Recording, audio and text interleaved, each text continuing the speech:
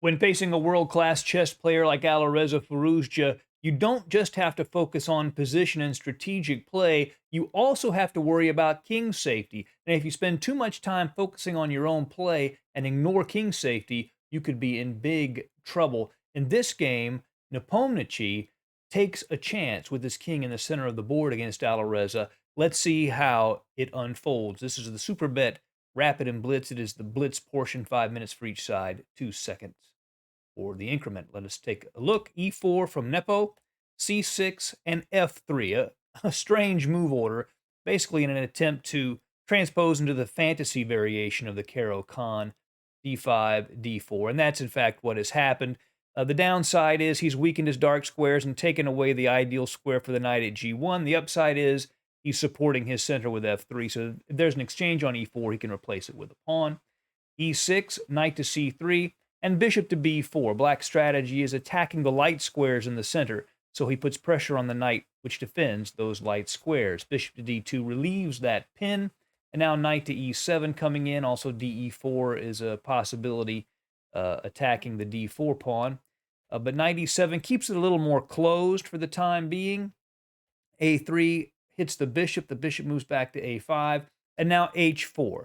Already at move 7, Nepo plays a novelty, gaining space on the king side, but he's already weakened his dark squares. This weakens them a little bit more, and he's going to have to ask himself, where's his king going to go? Because it becomes much harder to castle on the king side now. Knight to D7, H5, threatening H6, weakening those dark squares on the king side, so Alireza plays H6 to stop that. Bishop to D3, bishop to B6, targeting the D4 pawn, which is undefended at the moment. Now knight G to E2 to defend that pawn. But let's take a look at Nepomniachtchi's king. Not only is it uncastled in the center of the board, it also is a long way from finding any safety. Alireza's king is still in the middle, but he's one move away from castling, and it's not in near as much danger as Nepo's king is. Seeing that the king is in the center and vulnerable, Alireza plays E5, immediately looking to open up the central position. DE5, knight E5 is probably white's best here, but Nepo takes on D5. And after ED4, we see that Alireza has one control over the D4 square. This pawn at D4 is very irritating for black. Taking on C6, recapturing with the B pawn. Now the threatened knight moves to E4. So Nepo is threatening knight to D6 check, which would be a very nasty check, but Firouzja just goes ahead and castles short. Now his king is fairly safe on the king side. Not that Nepomniachtchi doesn't have some attacking prospects there, but he's definitely more safe than white's king. Knight to F4, activating the pieces. Now knight to D5. The knight threatens to drop into E3, and yes, white could take it with his dark squared bishop, but that would be a huge positional concession. That bishop is very important. So that's quite a threat. Queen to E2 is played to help defend that square. If knight takes, pawn takes, then when the knight on E4 moves, rook to E8 check, and these pawns on D4 and D5 actually control a lot of key squares. Black is really dominating in this position. But queen to E2 is played. Rook to E8 pins the knight to the queen and the king as well. And now G4. So Nepo is violating some chess principles here. He's beginning an attack on the king side while his king is unsafe and in the middle of the board. Can an elite, world-class player get away with this kind of decision-making? Let's see. Bishop to C7 attacks the knight at F4 twice. It's only defended once, so he has to do something about that.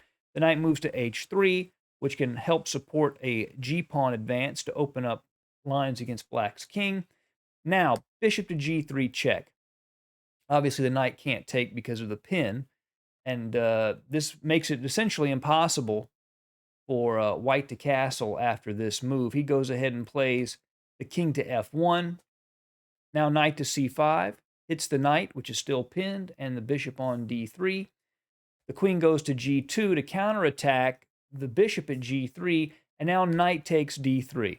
So Firouzja has gotten the bishop pair, and after CD3, he has a target on D3. What if instead Nepo decided to not take the knight, but take the bishop instead? Well, then after knight to B2, g5, it looks like has quite an attack developing on the king side. Knight c4, attacking the bishop. Gh6, knight takes d2 check. The knight is recaptured.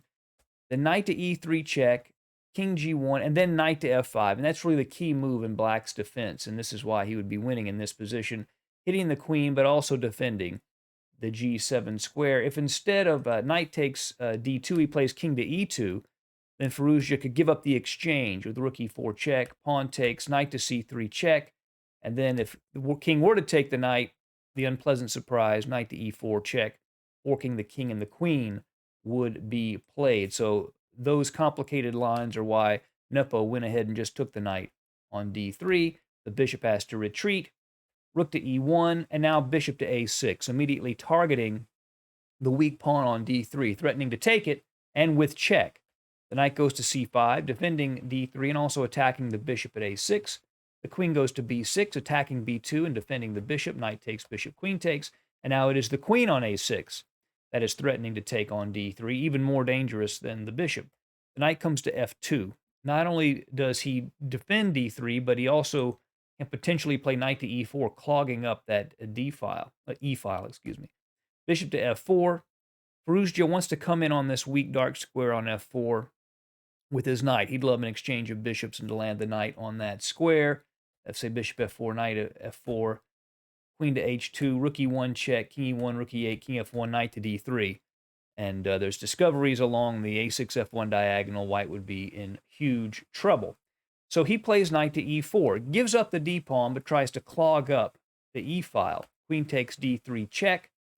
Queen to e2 to block it, hopes to go into an endgame, but Firouzja wants no part of that. Black would still be better after this, but why exchange queens when you can keep your opponent's king in trouble?